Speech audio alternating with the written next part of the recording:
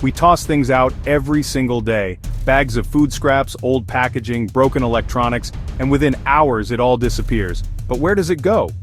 Two companies dominate this invisible backbone of modern life in the US: Waste Management, ticker WM, and Republic Services, ticker RSG. Today we'll dive into how these companies started, how they built empires out of garbage, the environmental stakes, and why, even in a world of artificial intelligence, you can't just replace a garbage truck with an app.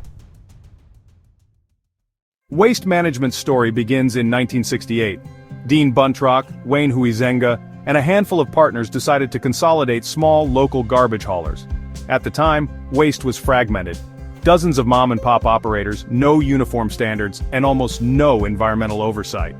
By the early 1970s, WM had gone public.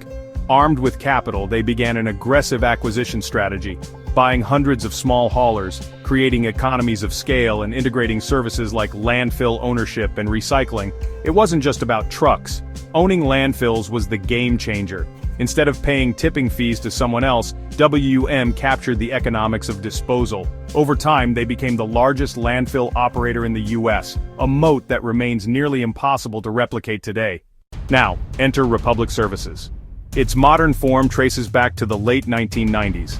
Spun out from Republic Industries, the company focused on waste hauling and disposal. By 1998, it was a public company with ambitions to rival Waste Management. The 2008 merger with Allied Waste was a turning point. Allied was huge, and combining it with Republic created the second largest waste company in the US practically overnight. That deal reshaped the competitive landscape. Like Waste Management, Republic pursued scale. Fleets of trucks, networks of transfer stations, recycling plants, and, most valuable of all, a portfolio of permitted landfills. So what exactly do these companies do?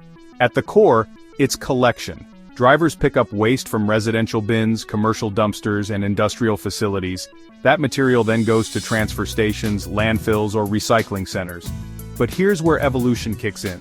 From the 1980s onward, both WM and Republic realized that recycling and renewable energy weren't just environmental mandates, they were business opportunities. Recycling plants, separating cardboard, plastics, glass, and metals. Landfill gas capture, turning methane into electricity or renewable natural gas, RNG. Fleet conversions, shifting trucks from diesel to natural gas or RNG. By 2020, both companies branded themselves not only as waste haulers but as environmental services providers. They began publishing detailed sustainability reports highlighting methane capture, recycling targets, and greenhouse gas reduction commitments. No empire grows without turbulence. Waste Management faced high-profile accounting scandals in the 1990s, leading to massive restatements and lawsuits. Meanwhile, Republic's Allied Waste merger brought integration headaches and debt concerns. On the environmental side, both face scrutiny. Landfills, by their very nature, pose risks: methane emissions, leachate contamination, and community opposition. Modern landfills are engineered marvels: double liners, leachate treatment plants, methane capture wells. Yet public perception lingers. Nobody wants a landfill in their backyard. Here's the paradox: waste is both an environmental problem and an environmental solution. Problem: landfills emit methane, a greenhouse gas 25 times more potent than CO2. Recycling markets are fragile, and contamination can make entire loads unusable. Solution: captured methane can be transformed into renewable natural gas, which powers buses, trucks, and utilities with up to 85% lower emissions compared to diesel. Recycling reduces raw material extraction. Both WM and Republic now operate dozens of RNG plants, fueling their own fleets and selling surplus into energy markets. For cities like Phoenix and Los Angeles, their trucks themselves run on RNG harvested from their own landfills, a circular energy loop. So why are these businesses so durable? 1. Predictable demand. People generate trash in good times and bad. 1. Local monopoly dynamics. Once a city signs a contract, switching costs are high. 1. Capital-intensive barriers. Building a landfill takes years of permits, millions in investment, and constant oversight. 1. Long-term contracts. Municipal agreements can stretch 5-10 years, ensuring steady cash flows. It's no surprise that both WM and Republic are seen as defensive stocks: steady dividends, low volatility, recession-resistant. Technology already shapes the industry. Route optimization software, cutting miles driven, fuel costs and emissions. Fleet telematics, monitoring safety, maintenance and efficiency. Smart bins, sensors alerting when containers are full. Recycling, AI, computer vision separating plastics from metals on conveyor belts.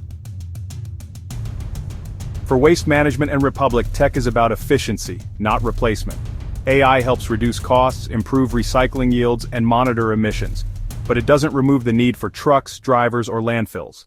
Now the big question, with AI disrupting industries left and right, why are WM and Republic relatively safe? Reason 1, physical infrastructure.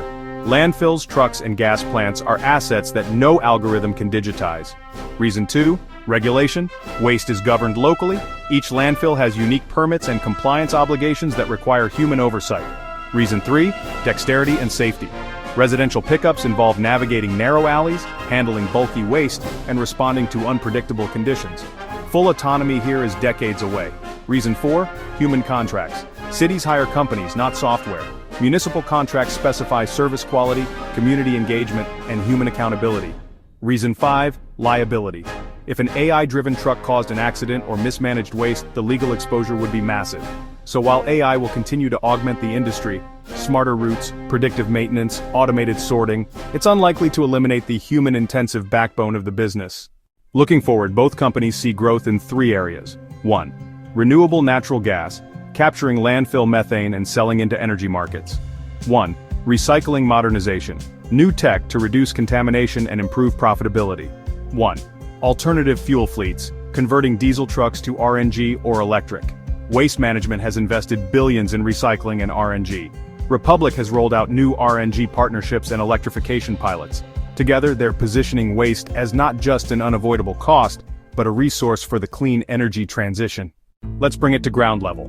It's 5 a.m. A WM driver starts his route. His truck is fueled by RNG, harvested from a landfill just miles away.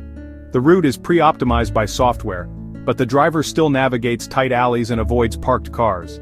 Meanwhile, at a Republic Services landfill, engineers monitor methane capture rates. The gas is routed into a pipeline, powering hundreds of homes that same evening. AI helped, but people, heavy steel, and physical assets made it happen. So here's the big picture. Waste Management and Republic Services started as local hauler roll-ups. They became nationwide empires, anchored by landfills and fleets.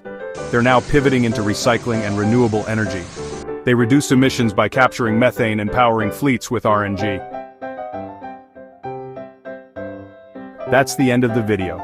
If you found this video helpful or entertaining, please consider liking it to show your support. To help others discover it, please share it with your friends and on your social media. We'd also love to hear your thoughts, so feel free to leave a comment.